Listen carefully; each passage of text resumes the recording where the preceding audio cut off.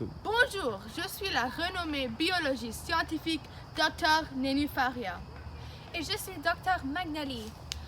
Cette semaine, sur Planto Bizarro, notre plante vedette est aussi mystérieuse et bizarre qu'un fantôme, la Senferera ostiani ou l'orchidée fantôme.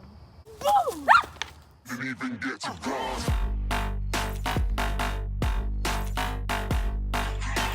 Les plantes, Il y en a un milliard. grimpantes, élégantes et géantes. Si vous aimez l'excentrique et le bizarre, Cette émission est la place pour vous.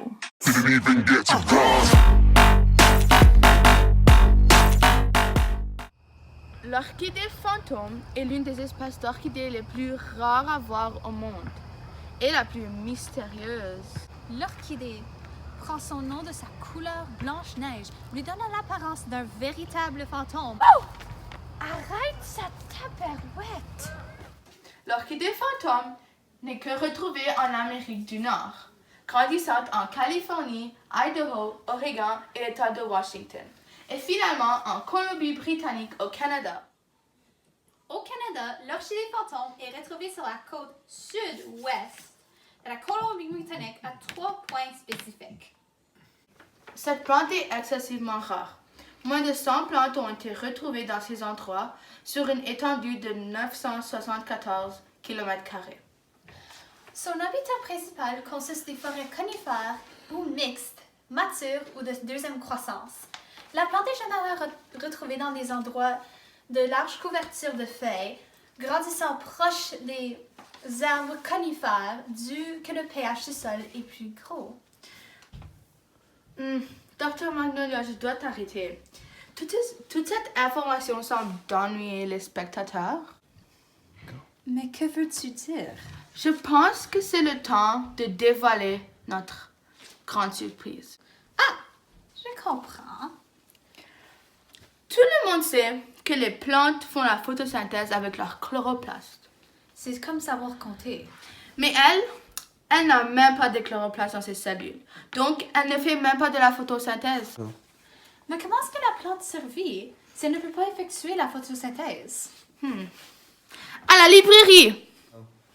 Orchidée, plante, fantôme. Voilà!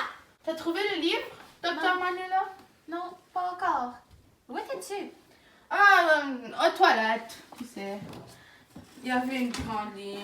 Oh tiens, je l'ai trouvé!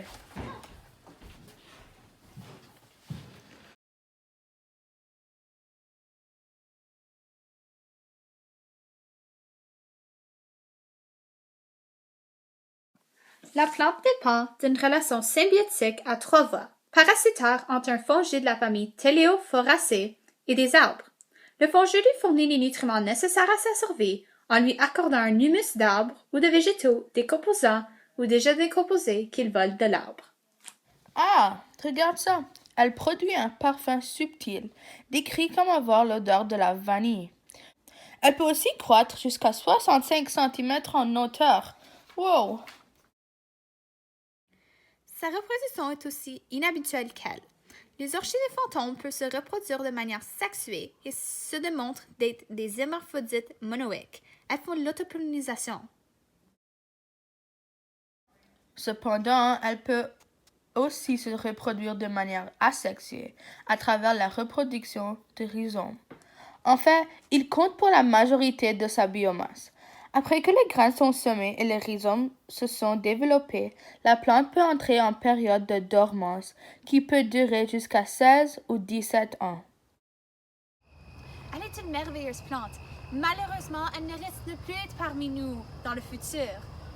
Depuis juin 2003, l'orchidée fantôme se classe parmi les espèces de la Colombie-Britannique le plus à risque de l'extinction.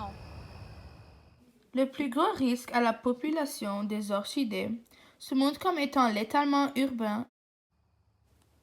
Les activités récréationnelles telles la promenade et bicyclette en montagne peuvent avoir un impact négatif sur les populations. Ce type de plante dépend largement sur les facteurs environnementaux de son habitat et de sa relation avec le fongi afin de survivre. et elle ne peut pas survivre en captivité ou se reproduire dans des conditions de laboratoire, rendant la culture cellulaire de la plante impossible. Heureusement, en 2018, le gouvernement du Canada et celui de la Colombie-Britannique ont mis en place un plan de stratégie de récupération pour l'orchidée sous la loi des espèces en péril. Des équipes de biologistes font des études extensives et détaillées pour sauver cette plante impressionnante et maintenir la biodiversité.